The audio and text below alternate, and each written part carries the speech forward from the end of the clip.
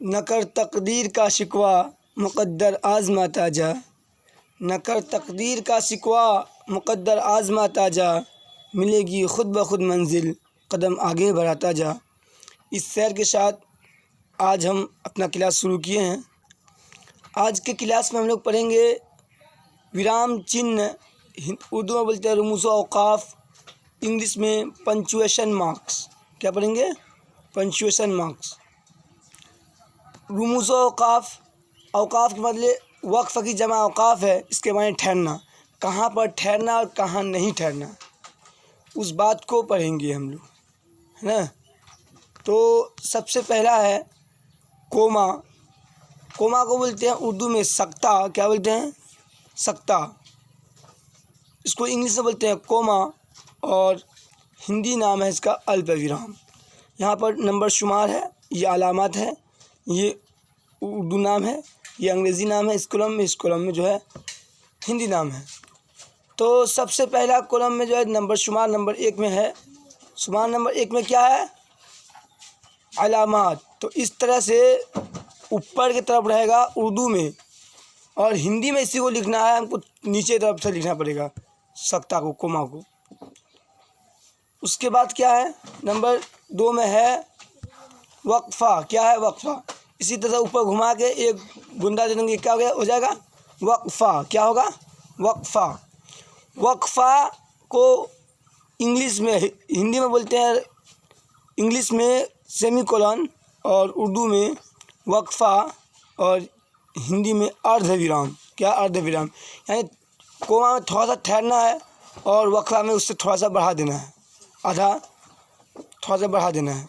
Number 3 में क्या है? राब्ता। 2 बूंदा ऊपर नीचे रहेगा, ये क्या होगा? राब्ता। 2 बूंदा ऊपर नीचे रहेगा, ये क्या होगा? राब्ता। राब्ता को अंग्रेज़ी नाम इसका हुआ कॉलन, और इसका हिंदी नाम हो गया अपूर्ण विराम। क्या हो गया? अपूर्ण विराम। इसके बाद नंबर 4 में है 2 बूंदा दे करके एक लकीर इस तरह खींच देंगे, ये क्या होगा?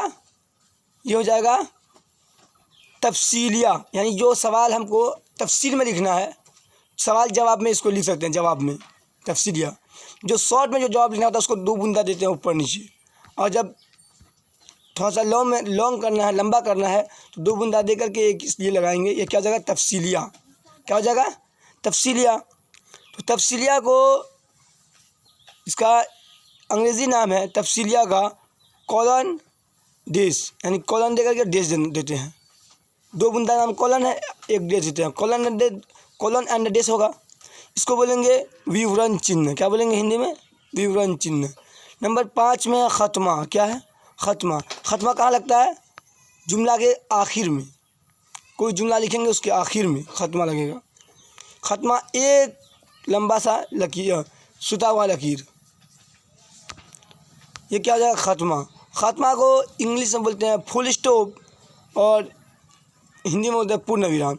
तो ख़त्मा जो है उर्दू में इस तरह से होता है, लंबा लकीर, और ये इंग्लिश में होता है पॉइंट दे देते हैं, एक ही पॉइंट है, और हिंदी में इसको ख़त्मा देते हैं इस तरह से, पूर्ण विराम इस तरह दिया देता है जुमला, सेंटेंस, वाक्य के आखिर में। उसके बाद क्या है? वावेन। क्या है? वावेन। 2 पॉइंट इधर से दे करके 2 कोमा इधर से, 2 कोमा ऊपर से देंगे, ये हो जाएगा वावेन। क्या हो जाएगा? वावेन। वावेन को बोलते हैं इंग्लिश में इन्वर्टेड कोमा, और हिंदी में अवतरण चिन्ह। क्या बोलेंगे? अवतरण चिन्ह। उसके बाद क्या? कौसेन। क्या है? कौसेन। कौसेन पढ़ेंगे। कौसेन को बोलते हैं ब्रैकेट, हिंदी में कोष्ठक। इसके बाद है सवालिया, यानी इंट्रोगेशन, प्रश्नवाचक। इसके बाद है 9 में ख़त। ख़त को बोलते हैं डैश इंग्लिश में। नंबर 10 में है निदाया फ़िजाइया, ये हो जाएगा नोट ऑफ एक्सक्लामेशन, इसको बोलते हैं विषम या द्विबोधक चिन्ह। नंबर 11 में लंबा सा लकीर देंगे, ख़त्मा से थोड़ा सा बड़ा, तो ये हो जाएगा ख़त ज़ेरी, अंडरलाइन, इसको क्या बोलते हैं इंग्लिश में? अंडरलाइन, हिंदी में रेखांकन चिन्ह। उम्मीद करते हैं कि आपको ये वीडियो पसंद आया होगा, और पसंद आया तो वीडियो को लाइक कीजिए और चैनल को सब्सक्राइब कीजिए इसी तरह का वीडियो पाने के लिए। ये सभी इम्तिहानात के लिए मुफीद है, सभी इम्तिहानात में पूछे जाते हैं सवाल इससे। शुक्रिया, थैंक यू।